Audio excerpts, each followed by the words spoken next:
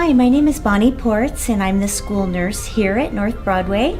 So a lot of you know me as Nurse Bonnie, and I'm going to be reading from The Miraculous Journey of Edward Tulane, chapters 10 and 11 today. Lolly was a lumpy woman who spoke too loudly and who wore too much lipstick. She entered the house and immediately spotted Edward sitting on the living room couch. "What's this?" she said. She put down her suitcase and picked Edward up by one foot. She held him upside down.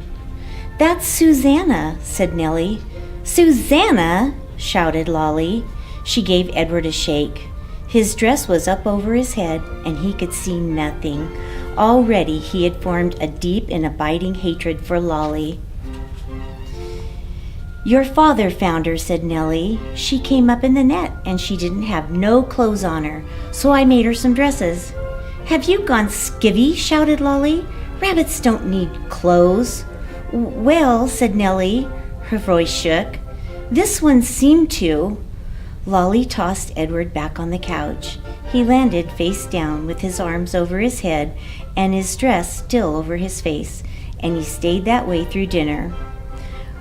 "Why have you got out that old high chair?" shouted Lolly. "Oh, don't pay it no mind," said Nellie. "Your father is just gluing on a missing piece. Wasn't you, Lawrence?" "That's right," said Lawrence without looking up from his plate. Of course, after dinner, Edward did not go outside and stand beneath the stars to have a smoke with Lawrence, and Nellie, for the first time since Edward had been with her, did not sing him a lullaby. In fact, Edward was ignored and forgotten about until the next morning, when Lolly picked him up again and pulled his dress down away from his face and stared him in the eye. "Got the old folks bewitched, don't you?" said Lolly. "I heard the talk in town, that they've been treating you like a rabbit child." Edward stared back at Lolly. Her lipstick was a bright and bloody red. He felt a cold breeze blow through the room. Was a door open somewhere? "Well, you don't fool me," she said. She gave him a shake. "We'll be taking a trip together, you and me." Holding Edward by the ears, Lolly marched into the kitchen and shoved him face down in the garbage can. "Ma," Lolly shouted, "I'm taking the truck. I'm going to head on out and do some errands." "Oh," came Nellie's tremulous voice. "That's wonderful, dear. Goodbye, then." "Goodbye," thought Edward, as Lolly hauled the garbage can out to the truck.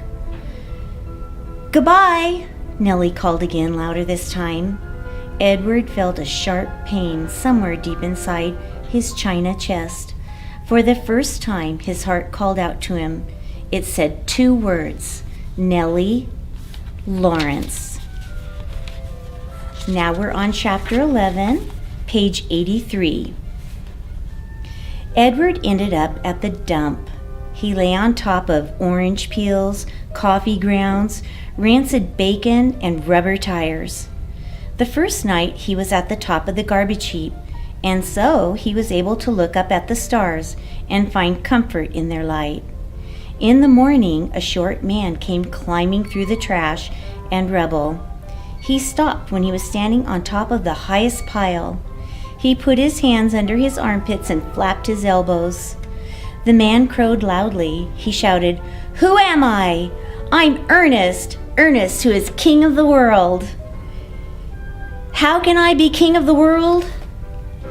"Because I am king of the garbages, and garbages is what the world is made of. Ha ha ha! Therefore, I'm Ernest, Ernest, who is king of the world," he crowed again. Edward was inclined to agree with Ernest's assessment of the world being made of garbage, especially after his second day at the dump, when a load of trash was deposited directly on top of him. He lay there buried alive. He could not see the sky. He could not see the stars. He could see nothing. What kept Edward going, what gave him hope, was thinking of how he would find Lolly and exact his revenge. He would pick her up by the ears. He would bury her under a mountain of trash. But after almost 40 days and nights had passed, the weight and the smell of the garbage above and below him clouded Edward's thoughts, and soon he gave up thinking about revenge and gave in to despair. It was worse, much worse than being buried at sea. It was worse because Edward was a different rabbit now. He couldn't say how he was different. He just knew that he was. He remembered again Pellegrina's story about the princess who had loved nobody. The witch turned her into a warthog because she loved nobody. He understood that now. He heard Pellegrina say, "You disappoint me." "Why?" he asked her. "Why do I disappoint you?" But he knew the answer to that question too. It was because he had not loved Abilene enough, and now she was gone from him, and he would never be able to make it right. And Nellie and Lawrence were gone too. He missed them terribly. He wanted to be with them. The rabbit wondered if that was love.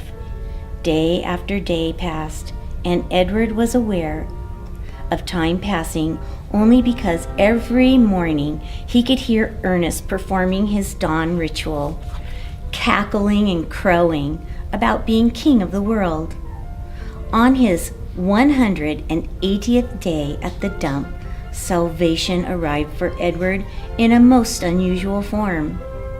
The garbage around him shifted, and the rabbit heard the sniffing and panting of a dog. Then came the frenzied sound of digging.